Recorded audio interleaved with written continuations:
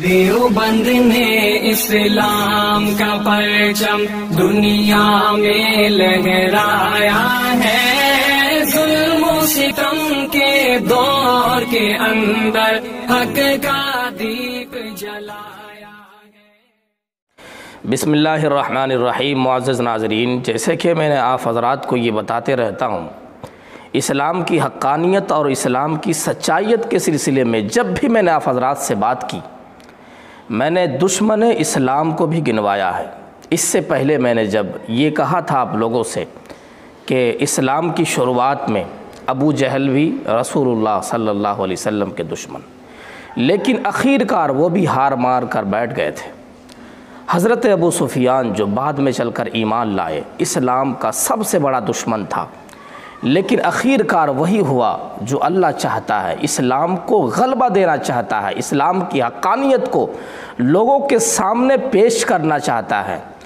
और इसी तरह आज भी यहाँ हिंदुस्तान के अंदर यही हुआ। नरसिम्हा जो मुसलमानों के ख़िलाफ़ बकवासबाजी किया करता था और कभी मुसलमानों को मारने की धमकी, कभी उलमाए कराम को काटने की बात करते थे, कभी कानून बदलने की बात करते थे, कभी मस्जिदों को मंदिरों में तब्दील करने की बात करते थे, आज वो खुद हार मान कर बैठ चुका है। एक वीडियो मेरे पास पहुंची है, 3 मिनट 17 सेकंड का है। आप उसको देखें, इंशाअल्लाह आपको ज़रूर समझ आएगा कि जो लोग इस्लाम के ख़िलाफ़ बकवास बाजियाँ करता है, इस्लाम को मिटाने की साजिशें रचाता है, अल्लाह उसको या तो बदल देते हैं या तो गारत कर देते हैं। और आज यही हुआ। आप पहले इस चीज़ को देखें। मैंने अपना जीवन जितना भी था इस्लाम के जिहाद से लड़ने में लगाया। मेरे से जो भी अभी तक गलती हुई है उनके लिए क्षमा प्रार्थी हूँ। आज के बाद मैं किसी भी सार्वजनिक जीवन में नहीं हूँ।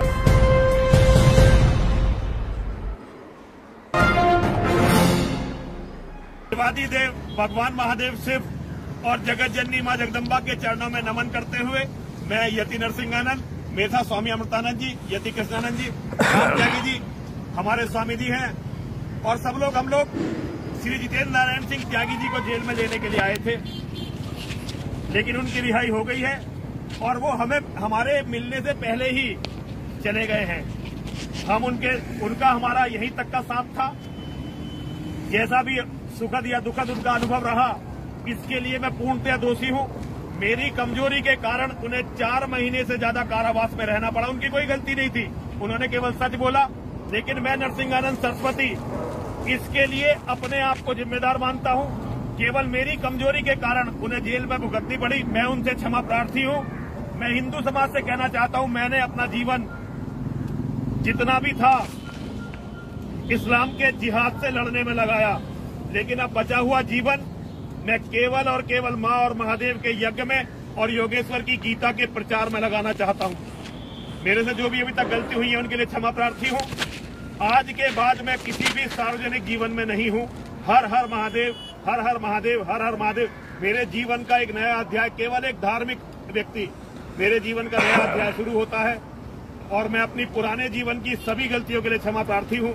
हर हर महादेव, हर हर महादेव, हर हर महादेव। देवादी देव भगवान महादेव शिव और जगत जननी माँ जगदम्बा के चरणों में नमन करते हुए मैं यति नरसिंहानंद, मेधा स्वामी अमृतानंद जी, यति कृष्णानंद जी, राम त्यागी जी हमारे स्वामी जी हैं, और सब लोग हम लोग श्री जितेंद्र नारायण सिंह त्यागी जी को जेल में लेने के लिए आए थे, लेकिन उनकी रिहाई हो गई है और वो हमारे मिलने से पहले ही चले गए हैं।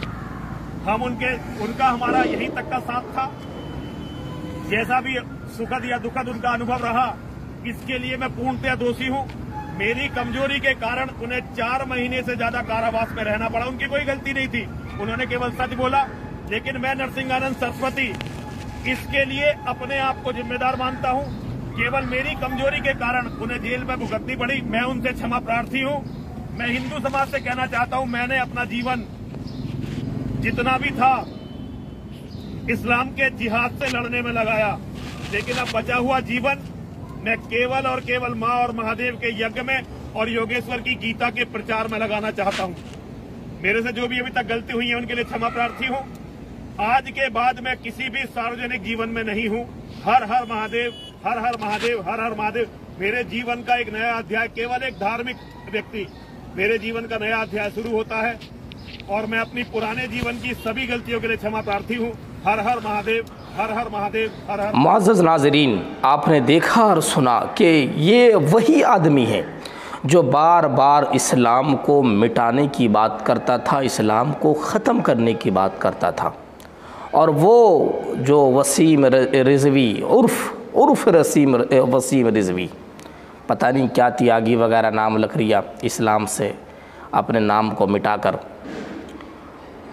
वो भी अपना साथ छोड़ दिया और ये भी अपना साथ छोड़ दिया और कह रहा है कि मैं उनसे क्षमा मांगता हूँ, वो और रास्ता देख ले। तो यही होता है। अल्हम्दुलिल्लाह, इस्लाम के अंदर आओ, जो भी आना चाहते हैं, मरते दम तक इंशाअल्लाह हम छोड़ेंगे नहीं किसी को, मरते दम तक इंशाअल्लाह। जब तक ज़िंदा रहेंगे, इस्लाम बाकी रहेगा, तब तक मुसलमान आपके साथ रहेंगे। ये दावत है मेरी जानिब से और यही ऐलान है जो अल्लाह के रसूल सल्लल्लाहु अलैहि वसल्लम ने फरमाया था कि लोगों को दावतें दो। तो इसी बिना पर मैं तमाम जो इस्लाम के अलावा मज़हबें हैं, इस्लाम के अलावा जो लोग बातें करते हैं, मैं उनको दावत देता हूँ, आओ इस्लाम के दामन में और इस्लाम के साथ जुड़ जाओ। इंशाअल्लाह क़यामत तक हम आपके साथ देंगे, मरने के बाद भी साथ देंगे।